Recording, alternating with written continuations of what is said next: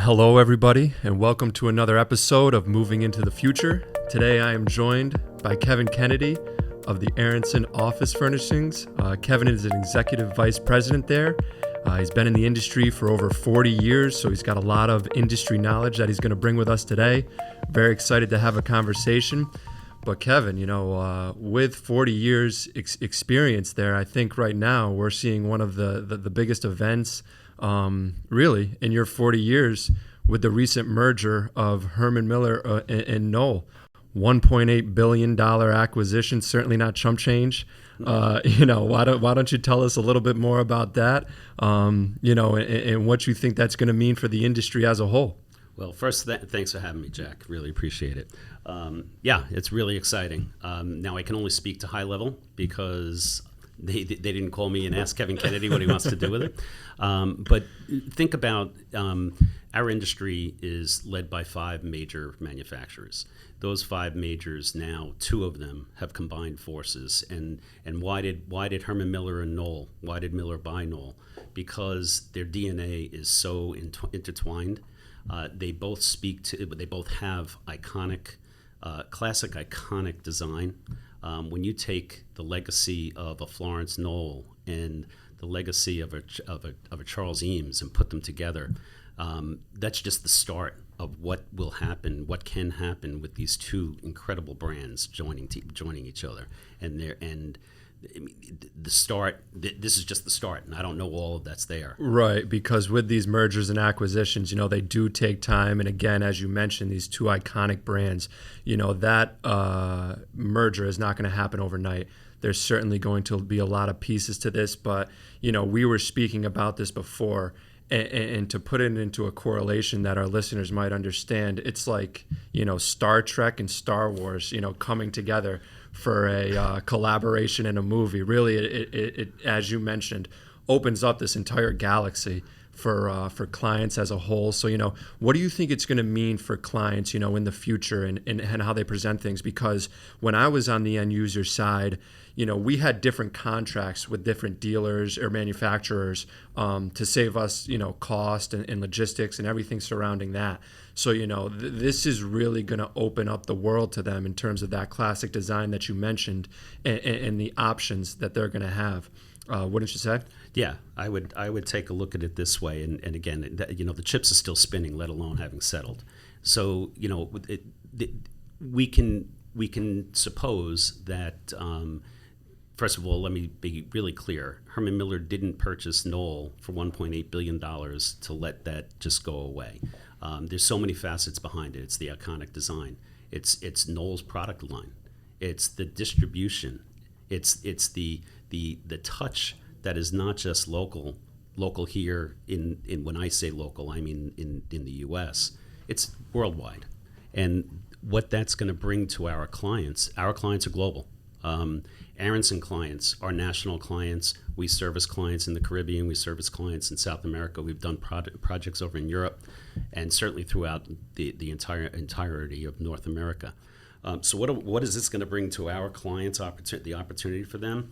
One would hope that down the road, when the chips do land, that you're going to have that we will hopefully have access to all of these iconic brands. You mentioned Star Trek. All of the brands that fell under the Knoll banner were always referred to as the Constellation. As the constellation of products. And now you mentioned the Galaxy, because now when you take Herman Miller and combine the 2, being a Trekkie, live long, prosper, it's strange new worlds, it's all that kind of good stuff. It's really, really exciting. Yeah, it really, really is. And too, we speak about it just nationally, but you mentioned it, the global impact this is going to have. With I know Knoll has over 150 dealers, and you'd have to think Herman Miller has close to the same. That's over 300 dealers globally that are going to be able to service these clients with global portfolios in different areas, of the world. And that is going to create such immense value for these clients and making decisions around designing their office space. It's really interesting because, we are seeing this evolution of the office space and, things changing so drastically. and with the possibilities that this offers through this merger is very, very exciting for the industry as a whole. So I'm excited to see, how it transpires and how it develops. And again, you mentioned, we are in the very early stages of this, but I think even some of the collaborations that we're going to see between local dealers, and some of the creative solutions that'll provide for clients is going to be really interesting as well. So very exciting. Stepping beyond that too, and really discussing some of the creative solutions that we're offering to clients. We had the pleasure of working on a project together.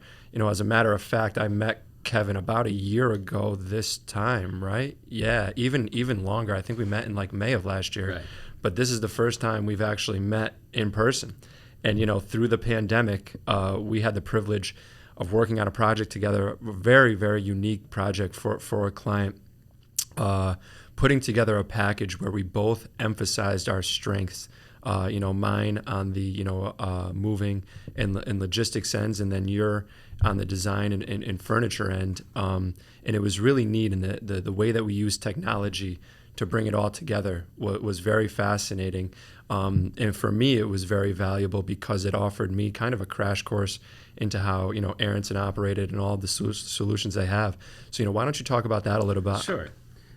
When you take a look at that particular project, the facets were many. We had a national client with numerous locations. We had the client was expanding to new locations. The client was also doing move ads and changes within their current facilities. The dynamic of the growth of this particular company, expanding into markets that they hadn't been in before, and to continue to today. They needed a team that was not just a furniture dealer, not just a moving and storage company. They needed a logistics. They needed a collaboration of two companies going together where we are interchangeable. People did not know that Jack worked for the Advanced Group. People didn't know that Kevin worked for Aronson. They knew that this was the team, and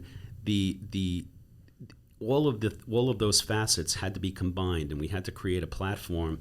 And I call it a technology suite that I'm not going to get into today, but the technology suite where it allowed us to take a look at the client's assets, take a look at their current inventories, take a look at their future requirements. All of this happening, this client could have 3 or 4 or 5 projects happening at the same time, sometimes in the same days.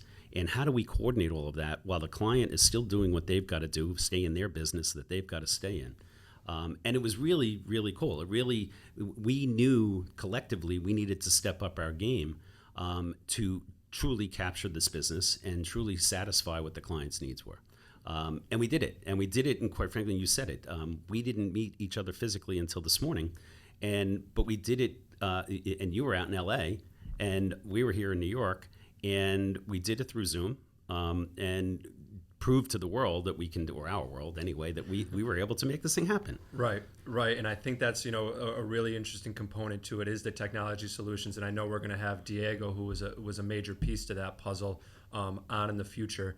But talk about those technology solutions a little bit. And how Aronson is using new technology or creative technology to service clients. Through this through the pandemic. And then also, as we transition to this return to office. So we're working with a client right now. They are going to go with a hybrid solution.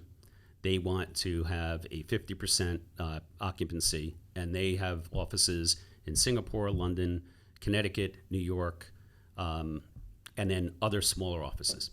We're doing projects for them in New Jersey, Long Island, and LA as well. And what they needed to do was come up with a comprehensive technology solution for reserving desks, call it a hot desk, and a system that they can see that on your phone, you can see what desk might be available for me, how can I schedule and reserve a conference room, a huddle room, put in my days and so forth. So that's just one aspect of what we're doing from a technology standpoint for helping clients return to the office. I mean, we've seen a lot of things happen in this last year that no one even knew what was, from we had to stop working in our office. We never stopped working. And then we took it upon ourselves once we were in lockdown that there were clients, essential services that had to work, and they had to work. This is pre-vaccination. Vaccines were obviously under development, but hadn't been available, but we still needed commerce to go on, right? So we took floor plans, created social distancing parameters, worked with our client who's going to be in, who's not going to be in, putting up screens. Again, a reservation system. Even down to including, how do people get their temperatures checked and so forth. So that was some of the things that we had done during the pandemic. Now, we're still in the pandemic, but early on. Now, so many of our clients are returning to the office. They're returning, and in large part, returning right after school starts, right after Labor Day. And we're working with these clients we're changing offices around. We're knocking down, just as you guys are. Right. We're knocking things down. We're putting more collaborative spaces together, somewhat socially distanced, and assisting our clients so that they can try and understand what is our office going to look like. We have all this real estate. Do we really need the people to be so condensed? We don't want to. The thing that really, Jack, that's come out, and this is across all industries, the lack of collaboration that you have, the spontaneity. Yep. I can't just walk into. You mentioned Diego; he's our marketing manager. I can't just walk into Diego's office if we're working remotely and say, "Hey, listen, here's this idea that I want to throw it by you." So the lack of spontaneity and collaboration is really being missed. And you're reading articles about it. You're listening to podcasts about it, and it's so people want to be back in the office. Make no mistake about that. It's just what's that office going to look like? Exactly, and we've had that conversation too in terms of what type of creative solutions, and I've been redundant on this podcast mentioning that, how we've worked together with creative solutions, but what type of creative solutions are you seeing within the office space that are really going to, you think, in your opinion, draw employees back in? You mentioned those collaborative spaces. I've seen through some of my clients where they are using what might have been a breakout space with sofas and couches and almost like a living room setup, that being taken away and using that as an open collaboration space with rolling whiteboards or TVs that can be moved around. Are you seeing something similar, or what do you think? Yeah, we're seeing different levels of it. Some clients do not want to lose those areas that are that loungy type. Right. They want people to just be able to sit down socially, because it's the spontaneous meeting that will drive so many great ideas. But we are taking some of those away. We are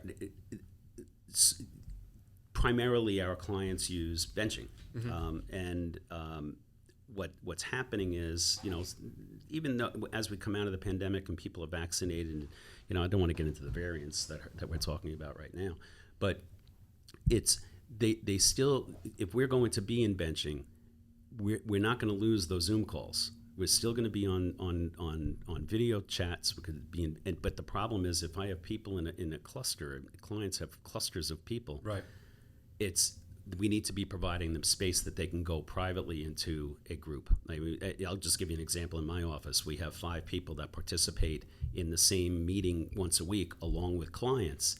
And they have to separate because the feedback is too much. Right. So you have that. So we have to come up with areas that people can now do a smaller call by themselves. But the dynamic of the dynamic of the office is going to change. What that is going to ultimately look like is I don't want to say it's anybody's guess. It's what we're working on. Yeah, and that's something really interesting with 40 years experience, and just to get some depth to the listeners, Kevin has been in this industry for over 40 years. You started as a furniture repairman, right? So that's quite the journey to EVP of one of the largest Knoll dealers in the tri-state area. Tell us about that, kind of the evolutions that you've seen in the office space, since you started and where we've gotten to today, and where we're heading. So it's really cool. If you take a look, when I first started, panel systems were just introduced. Actually, Herman Miller introduced the first panel system. And prior to panel systems, and I started in 1978, during the 70s and prior to that, it was, and quite frankly, Long Island is a really great microcosm of the evolution of what's happened in the furniture world, in our office environment. if you go back to the days of Grumman, Grumman was not only one of the largest employers in the country.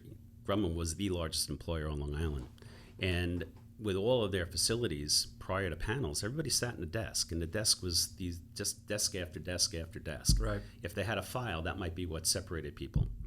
And if you remember, those telephones were loud. Mm-hmm. You had vinyl floors. Yep. You know, acoustics weren't. It wasn't. I don't even know if it was a word. But there's a really iconic photo that Frank Lloyd Wright, when he designed Johnson & Johnson's building. There's a photo from a balcony of just all of the sea of desks, and everybody knows what I'm talking about. Go back to Mad Men and so forth, Yep. right? So now in the late 70s is when panels were introduced. And so so everybody liked the idea, oh yeah, let's put people into cubicles. And, you know, there was a great resistance from the people coming from those desks to go into cubicles. And then once people were in cubicles, they wanted higher panels. So now we're going 80-inch high panels. And then they wanted doors on their cubicles. And then we started talking about, well, let's start taking panels down and lowering them. And then there was a huge resistance to that. And then, you know, today you've got people who really are not in private offices that often. You're more seeing benching and different types of benching separated by screens, not what we used to be with panels. And each time that this change happens, there's a resistance for it to happen. But then when you don't have it, or then when you're in your new space, you really like it. Now, you and I was speaking earlier. I have never, in my 4 decades long career, I have never seen one demographic change the way we do things more than I have millennials. And you know, and I don't say that as a knock on millennials. Quite frankly, I think that they've really they've really pushed the envelope to that they will not accept certain things. And I'm not talking about, you know, people like to think of millennial, you know, give me a beanbag and I sit in the corner and do my thing. Millennials, like anybody else, wants to work collaboratively, but they want to work in somewhat of a freestyle, if you will. Exactly. And you know, we're now in such a generation where you've got boomers like myself, you've got millennials, you've got X, you've got Z coming up, you've got all of these generations coming into office, and they have different views of what has to be done. We're also coming out of this pandemic, so you've got this whole group of additives that are now in this bowl, right? So now I'll go back to Miller and Knoll, right? So the research that these two organizations do, now that they'll be combined, is phenomenal. Exactly. Okay. So now you take these two iconic brands, and you know who acted and worked independent of each other, are now going to collaborate together to come up with what would be. And again, their legacies. You know, I mentioned Florence Knoll earlier, and Charles Eames. They had foresight to what things are going to look like. It's really cool. It's really exciting. It is, and you know, you talk about kind of millennials shifting the office space and really, you know, pushing our envelope. I say our because I am a millennial. You know, I think that the biggest component of it is that flexibility. You know, and the office space is still key. And I think one of the things about millennials too is there's such like drastic varying of opinions across, you know, our generation. You know, and when I say that, I mean like it's either we're very black and white. You know, people just have their definitive opinions on things and they stick to them.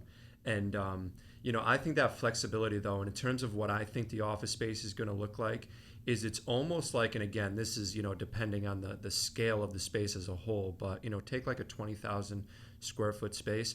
I think there's going to be various like breakout sections of the office where, you know, you're going to have like your phone booths in a section, and then your like collaborative, you know, meeting, comfortable spaces, if you will, and then obviously desks.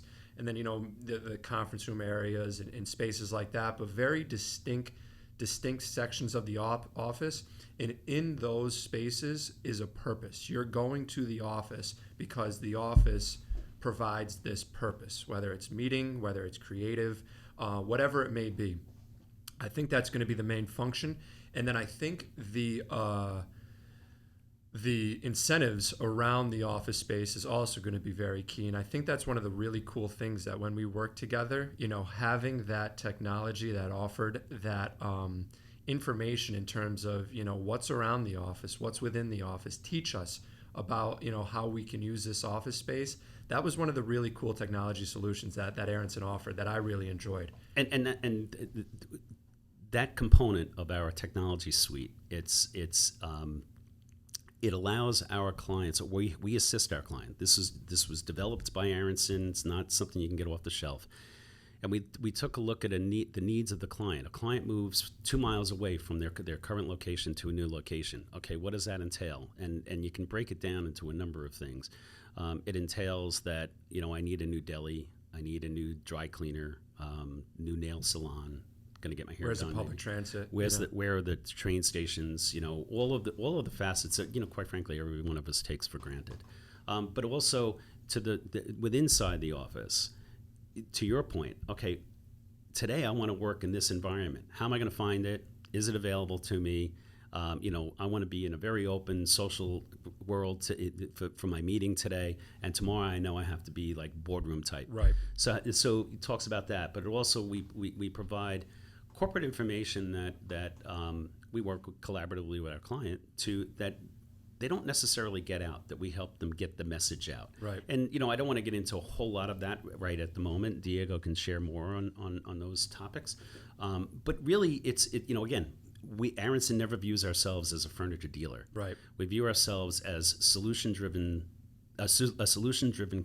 company to solve our clients' needs. Sometimes solving needs that they don't even know that they had. And so many of the things that we offer to our client come through just casual conversation. Mm-hmm. Casual conversation that, quite frankly, you don't necessarily get through an RFP process, but just it's an organic conversation. It starts with we're moving. I don't know where my deli is. Right. Exactly. So it's really cool. So that's really what separates, in my opinion, what we do from many others. Yeah, and I want to emphasize that too, because the same way we present ourselves as a moving company, we are so much more, and we aim to be so much more than a moving company. The same way Aronson does as far as a furniture company. You guys offer so much more in terms of solutions for clients in this new world that we are transitioning into, as we've discussed on this podcast. It's going to be so crucial for clients to know that they're working with companies, or at least have companies like us available to them to make these decisions, because I've mentioned it time and time again on this podcast. C-level executives are not meant to have the answers and solutions that we have. They have very important roles, to keep these companies functioning, but they still need to worry about their office space. As the office space is typically the second largest expense to a company behind their payroll. So, how is that space being utilized to its, fullest degree? And that's where a company like Aronson can really help in that regard with a multitude of different solutions, as can the advanced group, making sure things are happening, very efficiently in terms of moving employees around. And the project that we worked together on revolved around MAC work, which is move, add, change work. And what that means for listeners, just to get some depth, is clients, or I should say companies, often move anywhere from 50 to 100 employees on a weekly basis. So what we do and what we did together was come up with a solution where we are using technology and communication to do that as efficient as possible. If a request is put in on a Monday to move 100 people, and also change a boardroom to a collaboration room, and moving out that furniture, if that request is made on Monday, by that Friday at the latest, we are executing, changing that, and it is up to the standards by Monday the following week. And those are the type of solutions that we can offer at the Advanced Group in Aronson to really help our clients function. And that's going to be immensely important coming out of this pandemic, because no one has the secret sauce, or the number one solution to how companies want to work. So when you're partnering with a company like Aronson and like the Advanced Group to help make these decisions, knowledgeably and accurately, and then if you find you need change, we can be there to immediately make those changes and do it efficiently. Like I mentioned, it just provides such immense value to clients. So it's been a real joy working with you and getting to work together. On a different topic, you mentioned you are a big Trekkie. Live long and prosper. That's it. So it's funny. I was just watching the new one with Chris Pine, and that whole cast is very impressive. Zoe Saldana too is great. But I realized I like the new Star Trek movies so much more than the new Star Wars. They did them so much better. So as a Trekkie and somebody who is an aspiring Trekkie, if you will, where would you say is the best place to start on that? I'm going to right from the start, and here's why. Look, there are bigger Trekkies in this world than me for sure, but it goes back to the original series. Okay, and the original series only lasted a couple of seasons, but you take the two characters with William Shatner as Captain Kirk, and you take Leonard Nimoy as Spock. And Captain Kirk was not the original captain for the original pilot, okay? They changed him out right away. But the reason why I say you go back to the beginning, Jack, is because it's for the movies that you just mentioned how much you really, really like. And you like them over the Star Wars, okay? And, it's what J.J. Abrams did when you're dialing it forward. First of all, you have to understand the characters, right? And that's what the original series allows you to do. And then Star Wars, the first Star Wars movie came out, I think, in '77, right? And the first Star Trek movie came out in '79. And look, barriers were broken when Star Wars came out, right? No, we never saw that before. I can remember sitting. I know the movie theater was up in Vermont. I was on vacation, and the movie seeing what's just even the start. New Hope, right? So it's really cool. But then Star Trek, had been the producers, Gene Roddenberry and such, had been pushed to they got to get a movie out. And I don't know that the quality of the movies was the same for those three original Star Wars movies as it was for Star Trek, although the second Star Trek and the fourth Star Trek were amazing. But you now dial it forward to the Chris Pine, the J.J. Abrams. So what J.J. Abrams did to Star Trek was revolutionary. He first of all, amazing that he found characters to replace the characters that there were. Secondly, he decided, I'm going to change the timeline, and he did that through the story. And who would have ever thought that you're going to have young Spock and old Spock in the same movie, and it's just really cool. Yeah. And I'll always be a Trekkie. My kids laugh at me, but if you go into my office, you're going to see Star Trek and you're going to see Star Wars stuff. But yeah, I agree with you. The Chris Pine stuff is really good. There's supposed to be a new Star Trek movie coming out. J.J. Abrams is producing. I don't think he's directing, but it's going to be really cool stuff. Yeah. So I'll get on that, and I'll let you know how it goes. Next time I see you. But I really appreciate you coming on today. This was great. Thanks again, and looking forward to continued success together. And down the road we'll get you on again. Absolutely, Jack. Thanks so much, and live long and prosper. Live long and prosper. Absolutely. Thanks for joining us, everybody. We look forward to the next episode. Bye.